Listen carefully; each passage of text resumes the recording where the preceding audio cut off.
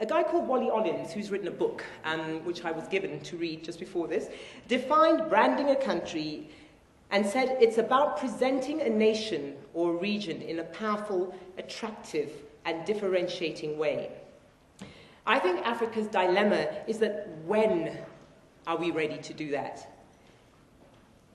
And in a continent where nearly a third of the countries are in some sort of conflict situation, should we be doing that? Our role as the International Marketing Council is really to build South Africa's nation brand reputation.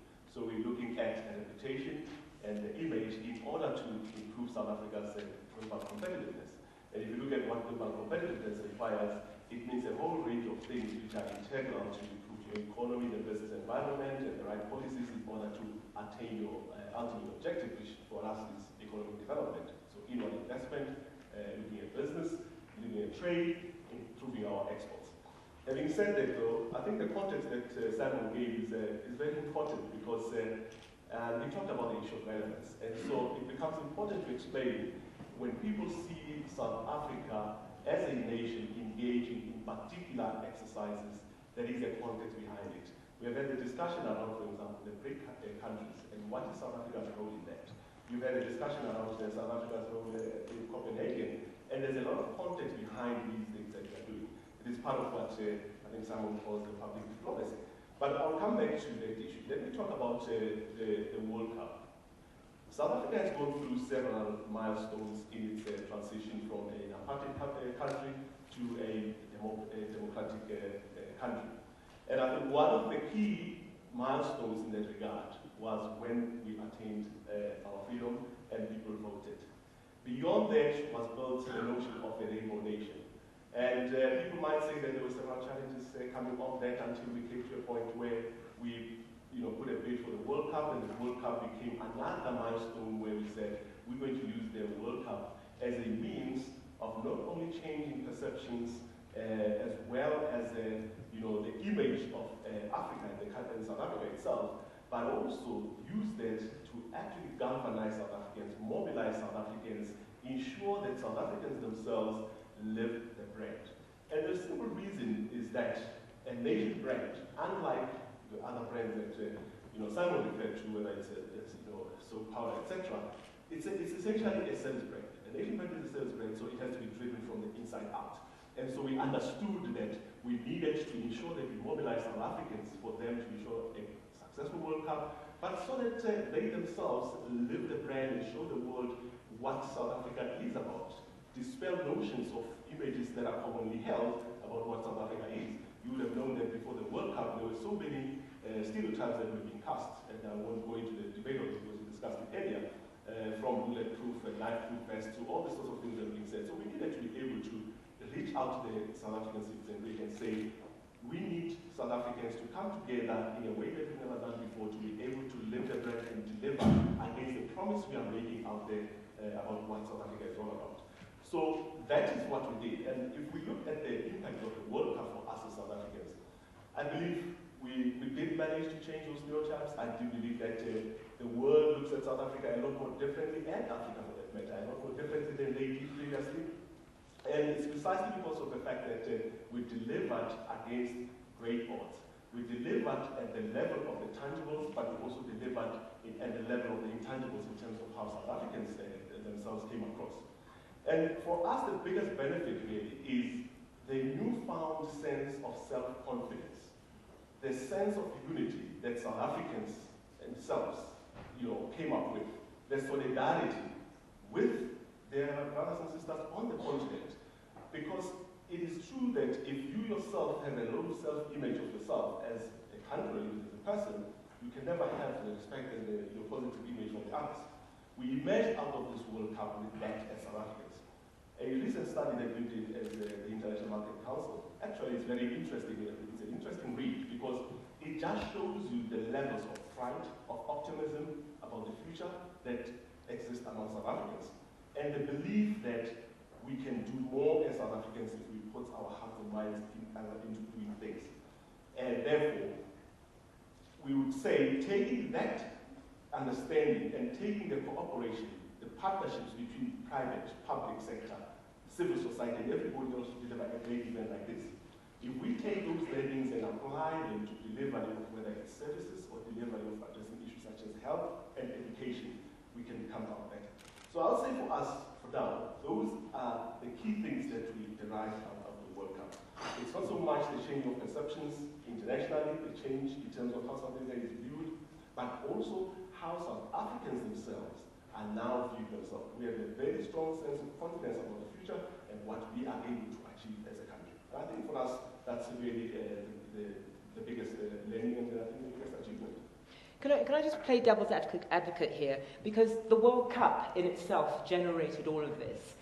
Was this something that the International Marketing Council is leveraging after the fact? Or actually should we be saying thank you to FIFA? Much has been said about FIFA. I do not think that we should necessarily be saying thank you to FIFA. The reality is that post the World Cup, South Africa has been able, through public and private partnerships, to put infrastructure on the ground that will stand us in good stead in terms of future investment and possibly future growth in terms of business, in terms of productivity and so forth. So we don't necessarily have to say thank you to FIFA. FIFA indeed has had a lot to benefit in terms of ensuring that the World Cup goes well for South Africa. But the reality is that South Africans themselves deliver the World Cup. And it will be interesting to understand the project management that went into this. It's not as if there was somebody holding something over our heads to say you have to be able to deliver it. There was a tremendous amount of work and project management behind the scenes that happened, and a lot of it done by South Africans.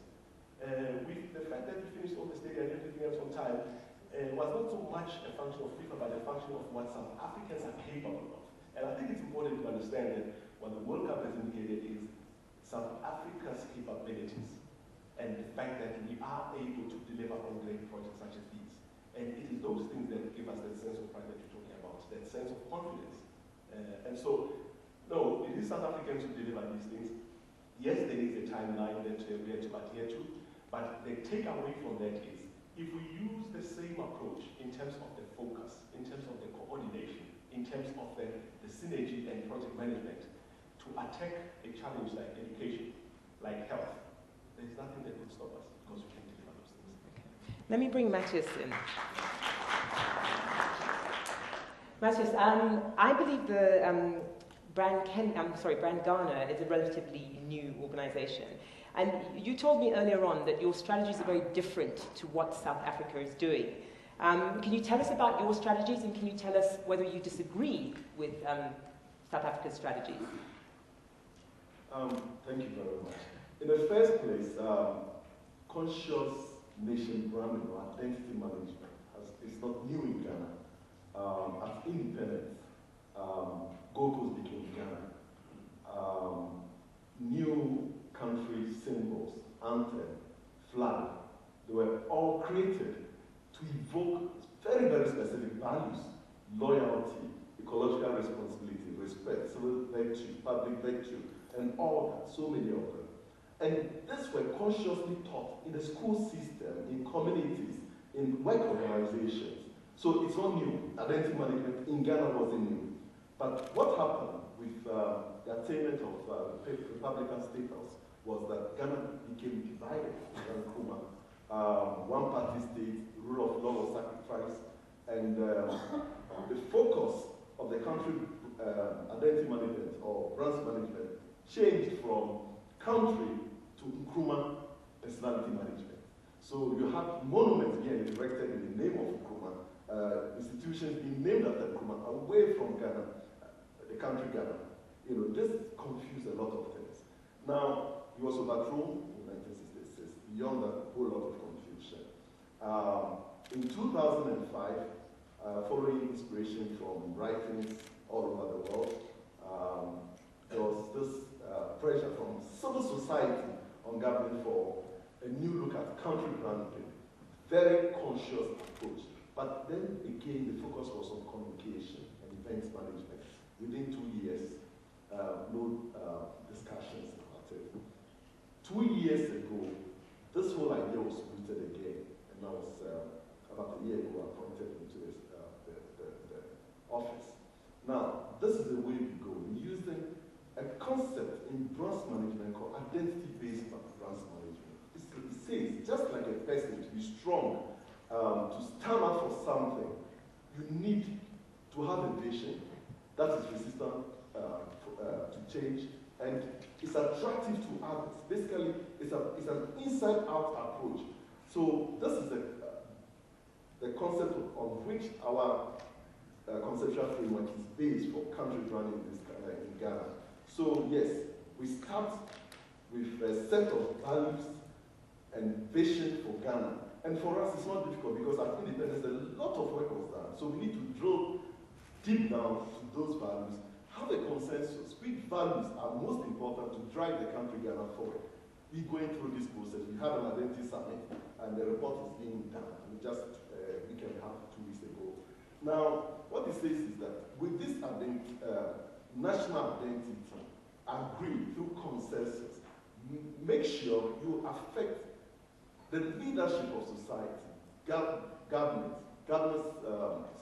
civil society leaders, media, etc. And make sure that there's a reflection also in the governance mechanisms, the laws and regulations of state, so that they'll support the kind of identity that you have agreed and crafted for the country. And then through a lot of public education, socialization, make sure that all the school systems, preschool, through to university, work organizations, communities, social networks, begin to come alive with their, what you describe as the expected behavior of Ghanaians. So from the values would flow the expected behaviors. Then with time, as you continue with this effort, a whole lot of people will come alive with the behaviors of Ghana. Then it becomes easier to project Ghana in a positive light and have the promotional efforts backed by the behaviors of people. Then you can begin to think about all the equity that become generated, citizenship equity, international consumer equity, and then the economic and financial equity that comes with people projecting and attracting favorable interest from the rest of the world onto the country. So it begins with what you aim for, which is the well-being of the people, well-being and liberation of the people, but you need to invest.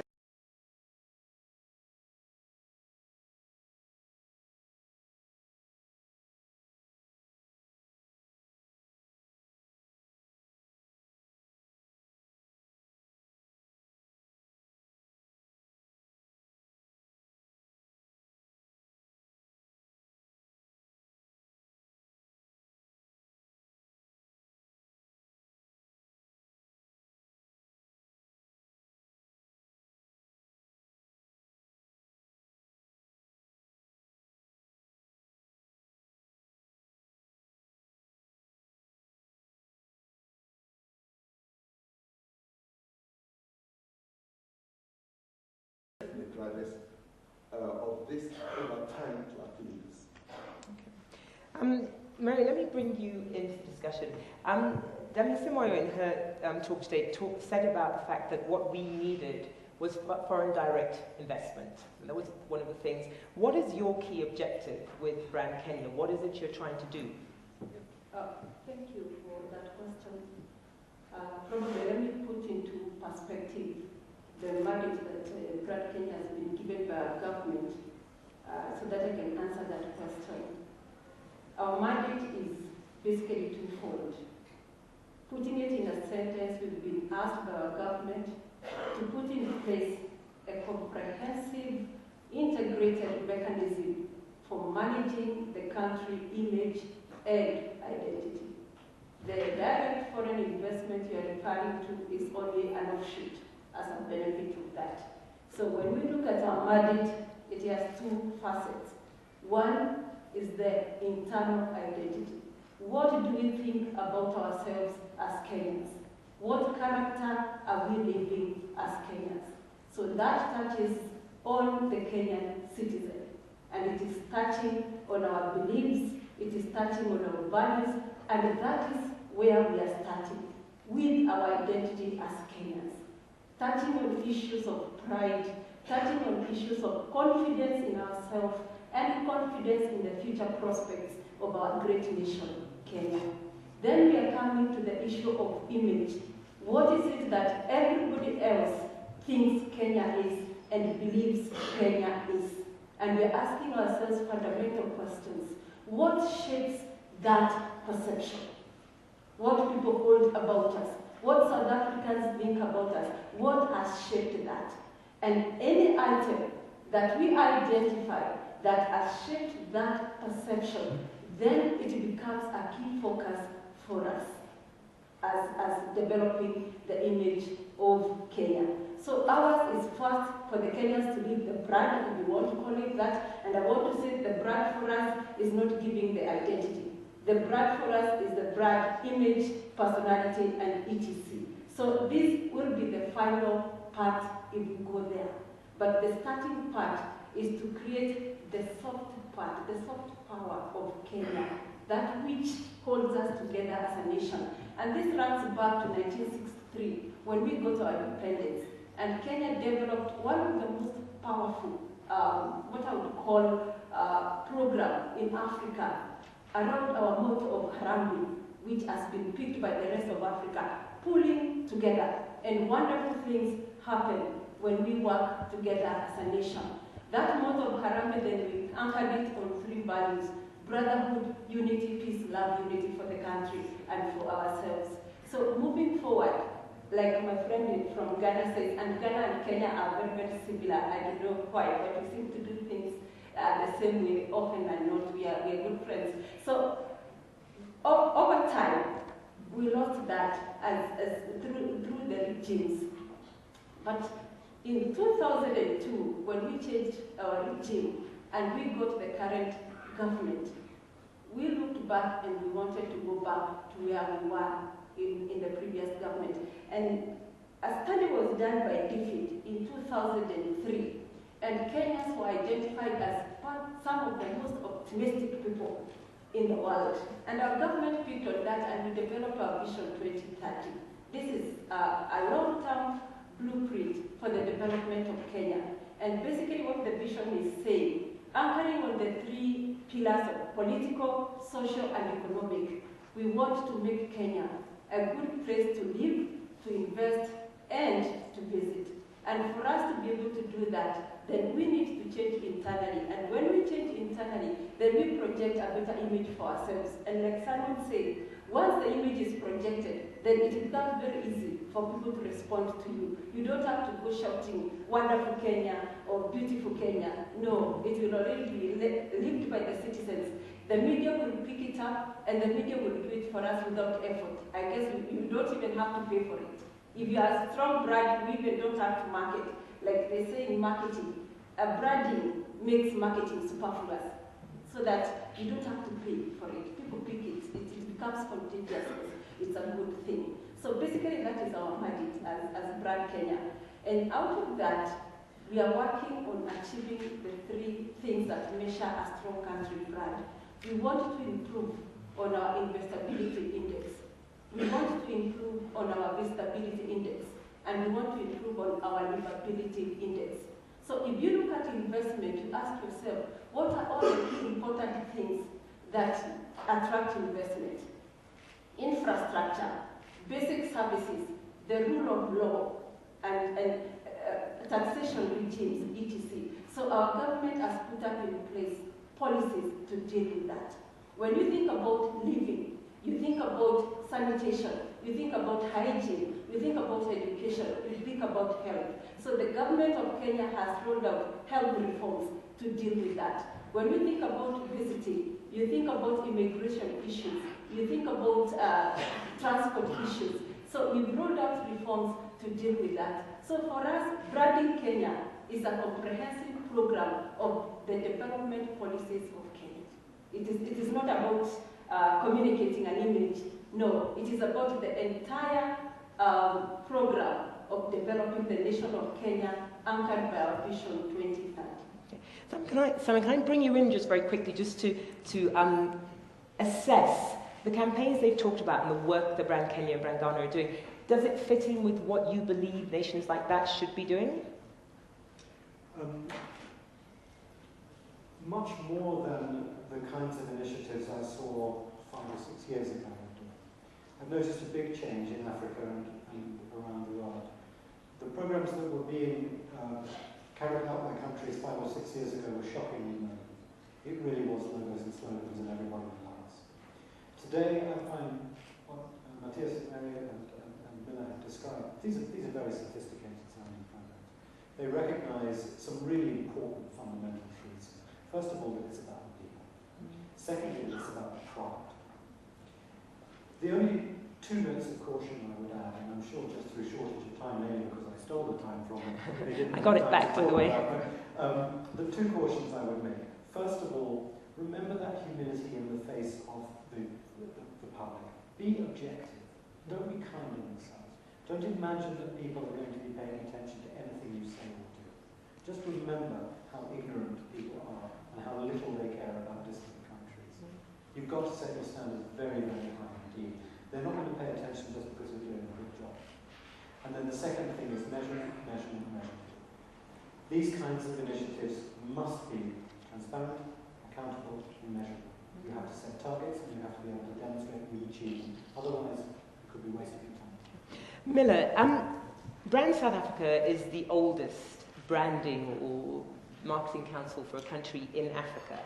So you've got a head start on the other countries. But my question to you is, because South Africa also has, in many cases, better infrastructure, it's a better economy than a lot of other African countries, do you feel that the rest of Africa is actually bringing you down? Because, let's face it, the rest of the world thinks that Africa is one country. Well, you're quite right that South Africa started off a lot earlier than obviously other countries on the continent. In responding to what you are saying, I think the reason we are here and we are discussing the issue of branding Africa is born out of a recognition that in order for us to thrive, we need the other African countries to themselves grow and develop. Because our destiny is inextricably linked to this continent. Yes, in viewing South Africa, as in any other country, we viewed as a country on the African continent. And that automatically conjures the kinds of images that we talked about earlier of hunger, of poverty, of starvation. So, indeed, it is not only important for us that the other countries of the continent put in place measures at the macroeconomic level, structural level, policy level, to also come up to speed. And that is why we are sitting with them and discussing this. Because you are quite right that there is, something that Simon in his area of work referred to as a continental brand effect. So a country in Africa is painted with the same brush, whether it is subject or not subject to any of those inadequacies or weaknesses that apply in another country on the continent. And that's something we have to contend with. And so I would say part of what you need is, as it were, to kind of recognize that you have 53, if you like, countries on the continent. Recognize that first. And ensure that you build the image, the brand images and reputations of each of those countries incrementally. And this we do by focusing on addressing the fundamentals, because it's not just a question of talking about image, or it's not just about wrapping this up in a very nice cover, and yet the content inside is not right. You have to address that. And so it is important for us that that happens. And it is only if we do that that we can grow. But the other reason, though, is that us being on the continent means that our future depends on the continent. People were talking earlier about size.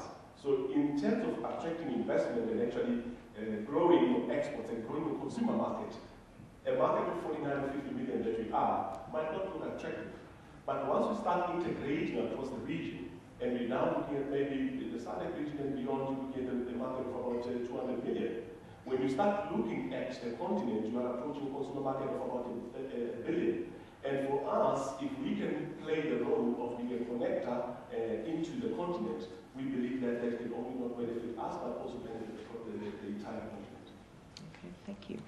Mathias, I'd just like to ask you, we talked about what sort of strategies you are adopting in Ghana to build the brand, but can you tell me what things you actually do? What are the tactics that you actually employ to achieve these, wonderful strategies? Yeah. Actually, what we've done is a framework for developing Brand Ghana.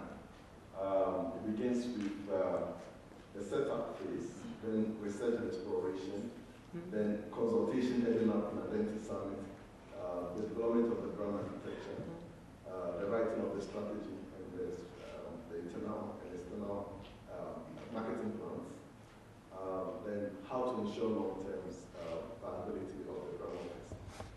At each of these stages, what brand office has promised is a lot of consultation and a lot of collaborations. What we say is that we want civil society, business, and government to drive this process. We are not yet into strategy. This is the Ghana strategy. We just had an identity summit last 2 weeks. And the output from that and the research will guide us in the crafting of the Ghana strategy. So this is the way we want to go. But it's important that we say this. The approach involves government being truly accountable. From the history that I've given you, what has been missing with Nkrumah was rule of law. What was missing was dedicated brand organization. What again was missing was professional management with objectivity, managing the branding process. All this has been taken care of now. Though Brand Ghana office is set up within the presidency, the mandate requires that the brand office evolve into a truly independent private-public partnership. And we're using the Identity Summit and all the consultations to develop the charter and the legal framework and basically advise government about its implementation. So again, it's not government alone doing the implementation. So this is the approach we've taken. So government has a responsibility. And government also has a responsibility to make sure that the infrastructure, the systems, the structures are in place to back the brand promise. And there's always discussion. I sit in cabinet. They invite me to sit in cabinet and advise on every government action. Basically, not as a member of government, but as an advisor on how to project government and governance mechanism in a very, very objective way, in a way that make Ghana appealing to Ghanaians, and that again, Ghana appealing to outsiders. So this is the process. Within another 3-4 months, we'll be ready with a strategy that will be announced. Okay. No, I just want to comment. You said about making Ghana appealing to Ghanaians. I used to live in London a long time ago, and there were so many Ghanaians living in Ghana who still to this day refuse to go back home. And what are you doing about people like that? One of the stakeholder groups that we targeting are those in diaspora. We don't see this necessarily as dysfunctional, because they added back to the economy of this country. Some of them are in international bodies. Kofi Annan is an example. ACN is playing football and is getting Ghana in the UK. So we don't see this as, but for now, our focus is to attract the best to stay in the country, rather than work to attract those outside. So yes, our primary focus now is talent retention in our country. And it's a whole wide range of activities to make Ghana appealing. And for me, the rule of law is so important. The image of this country, our country is doing well. Business has to try to give space for those who really want to stay. Okay. Mary, when you took over as CEO of Brand Kenya and created the institution, you were grappling with the fact that Kenya had gone from quite a probably high perception level amongst, in the world, because it seemed to be doing okay, and all of a sudden there was the election, the violence. What have you been able to do to sort of change that perception, and has it been your role to do that? Yes, it has been my role, but let me first say this. The post-election violence in Kenya has been given overly too much credit and too much airtime. When you have a strong country brand, it can withstand crisis. And that is the essence of branding a country. And that is where we were with Kenya. We did not stop sporting. We did not stop our investment. We did not stop our tourism. We had 3 days of violence in one part of Nairobi. But the entire world picked that and made it a big, big story. So it did not dismantle the Kenyan brand at all. In fact, our investment continued, tourists continued, and we had one advantage, that within the East African region, Kenya is the strongest economy. We are the strongest economy in IGAD. So the 300 multinationals who are in East Africa have their headquarters in Nairobi. The approach I would like to encourage is this. Think about a corporate, and think about, for example, the Boston Consulting model. A corporate has good products, the cash cows, the stars, it has the problem children on the question marks, and it has the dogs. You market it as, and you have strategy for each one of them. So what I wanted us to discuss here is, South Africa is here, it is strong. That could be our cash cow and our star. Kenya is a star, Ghana is a star in Africa. But we also have our problem children. What strategies are we going to put in place for our problem children? What reinforcement strategies are we going to put to reinforce and guard the cash cows and the star? So for South Africa, we have a reinforcement strategy. For the smaller nations, we have a strategy to develop them. And so for me here, I am proposing that the regional integration in Africa must go on, number one. Number two, investment in SMEs in Africa must go on. The small and micro enterprises must go on. Engagement with the media from a government perspective must go on. And we're not asking the media to be patriotic media. We are only asking the media to be fair. Tell the story of famine, but also tell the story of what African governments are doing to deal with famine. Tell the story of investments in agriculture. Yeah? Tell the story of investments in free primary education. Tell all those stories, then we can have balanced reporting.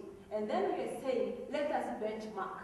Let us go to China as Africa and see what is propelling them. And let us bring lessons at home. We must stop lamenting, and we must stop giving excuses of colonialism, violence. Those ones are tired.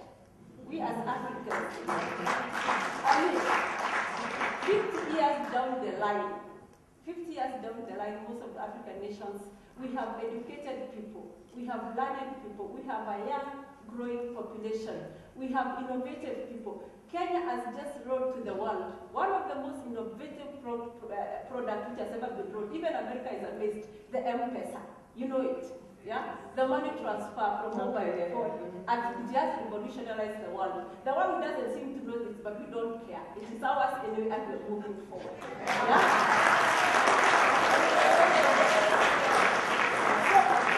We must stop apologizing about our achievements in Africa. And we must also stop apologizing about our challenges. America has unemployment, Britain has unemployment, everybody has unemployment. The issue is, what are you doing to resolve those? And Africa, by the way, is doing better than much more, better than many of those nations. Yes. Thank you.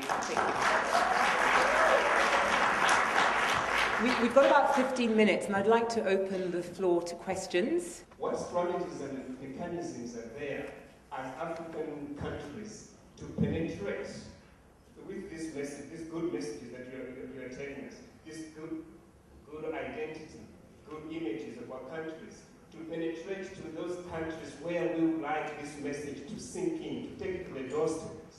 I'm mentioning Simon and public diplomacy because, look, we have British consuls, we have French cultural centers scattered all over, we have United States information services scattered all over, trying to get that identity and image to the doorstep in Africa. What mechanisms are there for us as African countries? Thank you. Why don't we, some of us, sit down afterwards and design an African Council on the model of the British Council, which represents all African cultures, history, higher education, culture and heritage, and opens offices around the world and promotes African culture around the world. That would be a starting point. It's a great idea. When we talk regional integration, we're not talking just the movement of goods, of services, capital. We're talking movement of people as well. And that is why it is important. And as you might know, there are a lot of efforts and initiatives underway on the continent to arrive at regional integration, whether if you look at the Southern community down here, or you look at the Southern African community, and even ECOWAS as well. So there's a lot of initiatives that are aimed at regional integration. Yes, there are challenges, and those challenges are indeed the things that we should overcome.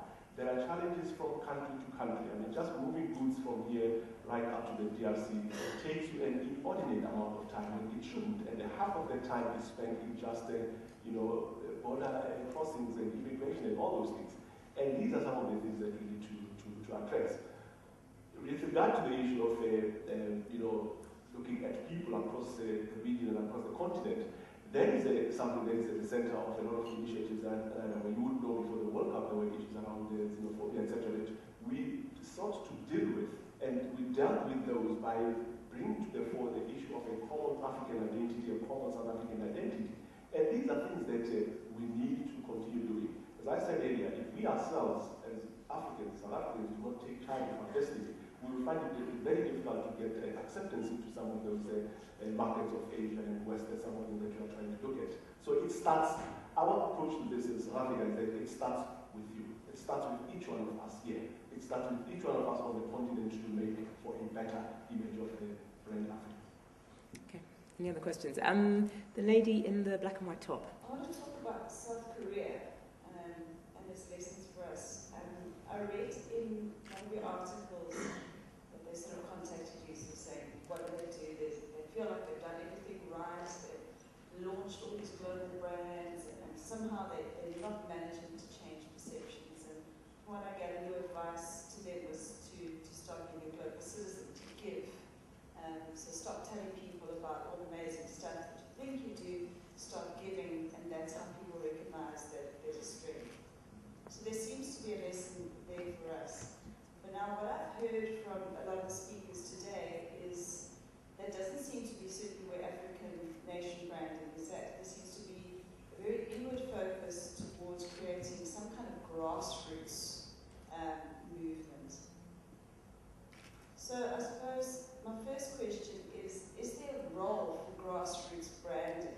Is there a power in that, in actually people of a nation sort of creating an identity, and is that meaningful, and can that stand for something in terms of global reputation?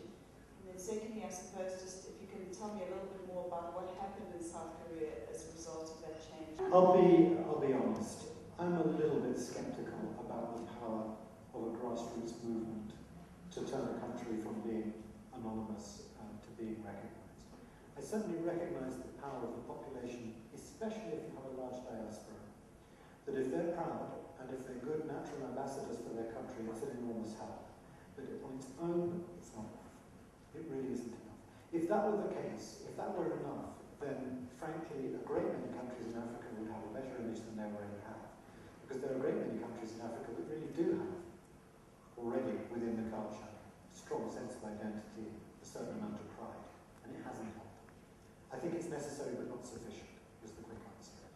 South Korea, well, simply quadrupling their foreign aid budget on its own is not enough.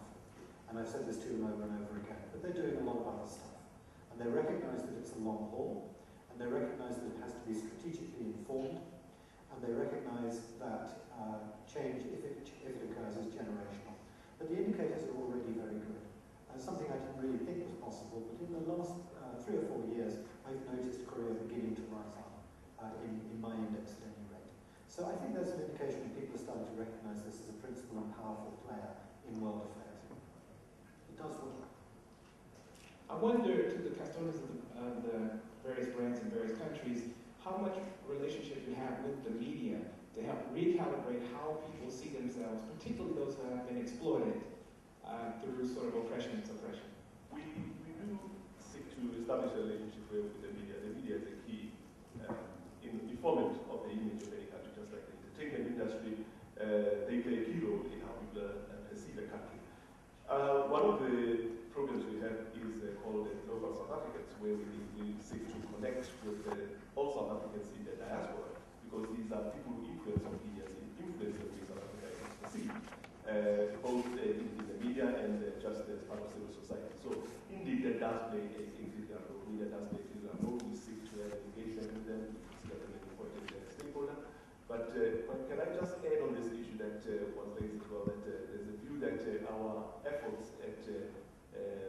manage brand image and reputation is far more inward focused. When I said to Simon, I thank Simon for providing the context to what brand image building is about.